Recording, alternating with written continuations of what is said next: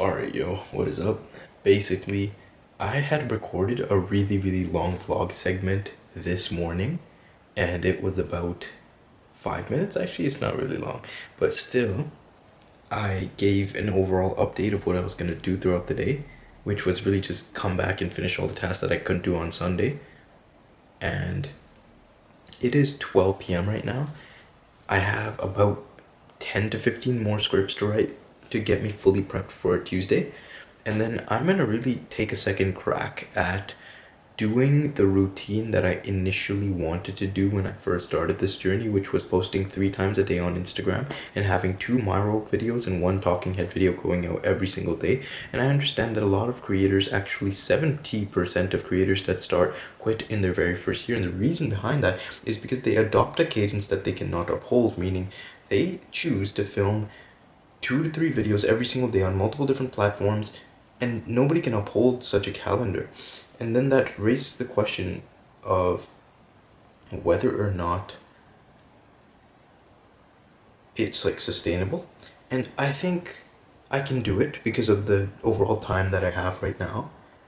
I am in a scenario in which I don't require too much time, aside from potential like onboarding and stuff. That takes a huge amount of time, a thick amount of time for like the first 3 to 4 days when I onboard someone. But aside from that, it's like I have time for days. So yeah, basically, at least until tomorrow, um, I have the ability to record, and then every single day when it comes to the Myro videos, I already batch record the 30 talking head videos, and then the Myro videos, the case with that is you spend maybe 30 minutes to an hour every single morning on Myro. And if you look at the top like Myro gurus and Myro guys in the info space, like guys like Max and House Nick Setting, these guys are spending like 1 to 2 hours every morning on Myro, and I think that's very sustainable, and it's a very good habit to have to keep you sharp and locked in terms of the actual business information and how fast you can process the overall technicalities of business that you actually know of. And just having that habit of getting your gears grinding, especially in the mornings, is going to be something that's very productive. And then regardless of whether or not I go to school, those Myro videos are highly easy to produce because it's literally just captions, graphic, and speech. And you can record the video of yourself. Now that I understand color grading, especially, it is such a beautiful gift to have because I can turn the shittiest footage into the most beautiful footage. And I did not know how to do it before. However, now I do. And it is one of the greatest gifts ever. Like, color grading is insane. Not only that, but also manually understanding how to change my camera to make it less grainy. Man, it's gonna be a game changer, especially when it comes to short form content. Because quality, as much as I hate to say it, does matter significantly. As you can see, even in this shot, I've exposed it to the perfect amount manually so that with I have optimal lighting that doesn't make everything here look grainy. And really, I spent $1,000+ on this camera. When you're spending this amount of money, it's like, why am I not getting the fruits out of my camera? And the answer to that question is because you don't understand how to use it well enough. And then also in post-production, you need to understand how to become an absolute wizard with the footage, regardless of whether it's coming with an iPhone or the camera, because obviously I'm not going to travel with this camera despite its small size. So then that raises the question, is like, how do I really maximize the potential of the camera? And it's really just like record as much as possible. And so that's exactly what I'm going to do. I'm kind of pissed off at last week though, because I recorded around 10 to 20 videos, or in total actually I've recorded over 50 videos that are just stuck in the void because I don't actually approve of them. Because although my scripts are almost all perfect and they're very great, my delivery is absolutely shit. Because especially when I started off content, I tried to play a character of myself that was not very conducive to, or it doesn't align with who I authentically am. Meaning, when I talk to my friends or I'm speaking to you, I speak in a very different manner than that which I do in those specific videos, which is why I don't feel fit uploading them. Not only because of the overall character that I'm playing, I don't feel comfortable with it, but then and it also feels like shit to record even. Or maybe I was feeling like shit when I was recording, and therefore I ended up portraying a character that's not really like me.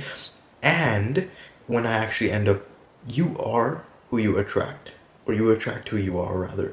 So when I start attracting the wrong type of buyer, meaning if I don't curse, for example, even though I normally curse when I'm talking to my friends, I will attract a buyer that is maybe older, maybe more sophisticated, maybe doesn't have as much fun, and just isn't the overall person that I see myself working with in the long term. And I know that sounds a little bit strange because it's like, shouldn't you maximize profits any means possible? And it's like, no. I care about the quality of client that I have. A lot of people, not saying I do this, but their idea of fun is to say racist slurs to their clients when they're not focused, and be able to be locked in and night out with their clients when they are focused. And there's a lot of buyers that wouldn't be willing to go through that and be on that radical shift that a lot of young guys actually have. They have that polarity of the racist slurs to being absolutely focused to an insanely autistic extent, and to have that is something very, very beautiful. And that's how the best relationships are really built, you know. And especially when you can go into really deep conversation with someone. Like, I have some friends that every single time I talk to them, the conversation is just cut really deep, and whenever we speak to each other, there's no middle ground or middle lining. We know that we're holding each other accountable to the maximum extent, and we know that whenever we look at each other, we see our true self. Whenever we look at other people and talk to other people, we reveal this sort of performative aspect of ourselves. Whereas when I look at some of these closest friends that I have, which I hope that you have for yourself too, because of the benefit that they bring, I see them, and it is the most fulfilling thing ever.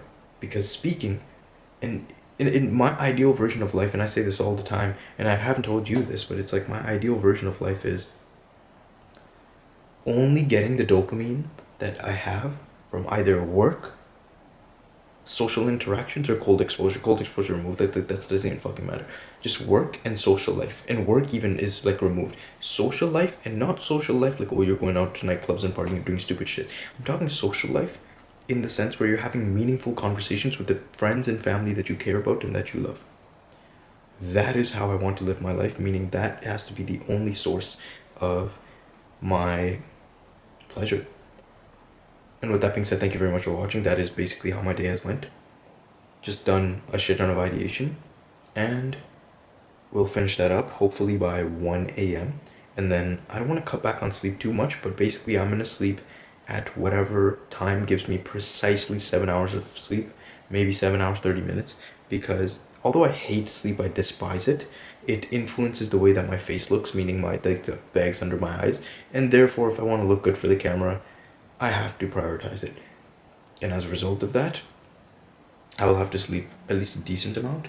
Or perhaps I might go to sleep right now at 12 and then wake up at around 6 or 7, and then finish the rest of the videos that I have to edit up. But perhaps, like, my workflow has been really lazy recently for the last 2 days specifically. Like, I've been getting distracted very, very easily, and that is one thing that I think will just go away with time, because there's some oscillations between the time periods when I'm in different, not seasons, but times where I am radically shifting between being focused and not being focused.